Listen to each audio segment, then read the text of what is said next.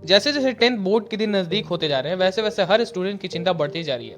लेकिन आज के इस वीडियो में मैं आपको कुछ ऐसे टिप्स और ट्रिक्स देने वाला हूं जिससे आपकी चिंता तो घटे ही साथ ही साथ आपके at least 90 and ever percentage marks भी आए। तो दोस्तों बिना टाइम वेस्ट किए हुए सबसे पहले मैं टिप्स और ट्रिक्स को बताना शुरू करता हूं। इसमें सबसे पहला टिप्स है कि आप अपने एनसीईआरटी को इतने अच्छे तरीके से करो कि उसमें कुछ बाकी ना रह जाए, यानी कि आप अपने एनसीईआरटी को पूरे तरीके से चाट जाओ। उसके हर एक क्वेश्चन आंसर्स, हर एक टॉपिक आप इतने अच्छे तरीके से कंप्लीट करो कि आपको कोई नींद में भी उठा करके पूछे कि इस टॉपिक का आंसर बताओ तो आप पूरे कंठस्थ तरीके से बता दो।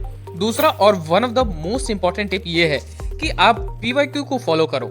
लास्ट 10 इयर्स के पीवाईक्यू खरीद लो और उसे अच्छे तरीके से फॉलो करो, क्योंकि पीवाईक्यू आप जितना सॉल्व करोगे उतना ही आपको एग्जाम्स में आने वाले क्वेश्चंस के पैटर्न के बारे में पता चलेगा और क्वेश्चंस जो एग्जाम में आते हैं उनके लेवल के बारे में पता चलेगा। और पीवाईक्यू को अगर आप सॉल्व कर लेते हैं तो 60% यानी कि पास करना तो आपके लिए बहुत ही आसान हो जाएगा, यानी कि 60% आप एग्जामिनेशन से पहले ही अपने जेब में रख करके जाओगे। तीसरा जो ट्रिक है वो हम मेरे लिस्ट में ये है कि आप सब्जेक्ट वाइज अपने आंसर को अट्रैक्टिव बनाना स्टार्ट कर दो।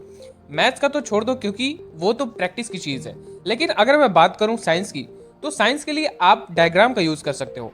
देखो डायग्राम का यूज़ करने से आपका आंसर अट्रैक्टिव इसलिए बनेगा क्योंकि वो एग्जामिनर का जो कॉपी चेक कर रहा होगा वो ध्यान अपनी तरफ अट्रैक्ट करेगा, जिससे वो 2-3 नंबर एक्स्ट्रा मार्क्स देगा क्योंकि उसे वो क्वेश्चन का आंसर अट्रैक्टिव लगेगा बाकी बच्चों से।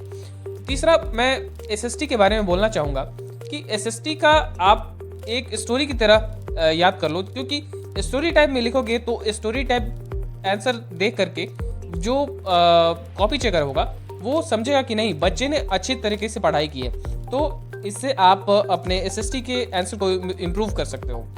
और बाकी इंग्लिश की बात करें तो इंग्लिश के लिए आप अपने वोकैबुलरी को इम्प्रूव करो, जिससे आपके मार्क्स अच्छे आ जाएंगे। बाकी अगर मैं चौथे टिप्स की बात करूं तो चौथा जो इम्पॉर्टेंट टिप है ये one of the most important tip है, क्योंकि ये टिप कर लेने से आपके 90% तो आसानी से क्रॉस हो जाएंगे। ये जो टिप है इसका नाम है रिवीजन। मल्टीपल टाइम रिवीजन करने से, मल्टीपल टाइम प्रैक्टिस करने से कोई भी किसी भी काम को बहुत ही आसानी से कर सकता है। अगर आप एग्जामिनेशन होने से पहले 5 से 10 बार अपने सब्जेक्ट को रिवाइज कर लेते हो तो समझो कि 90% आपको क्रॉस करने से कोई नहीं रोक सकता। तो रिवीजन करना मोस्ट इम्पॉर्टेंट है अपने बोर्ड्स के जर्नी में। अब last but not the list, 90 दिन बचे हुए हैं तुम्हारे बोर्ड्स के जर्नी में। अब ये 90 दिन ही डिसाइड करेंगे कि तुम कैसे 90% तक पहुंचते हो।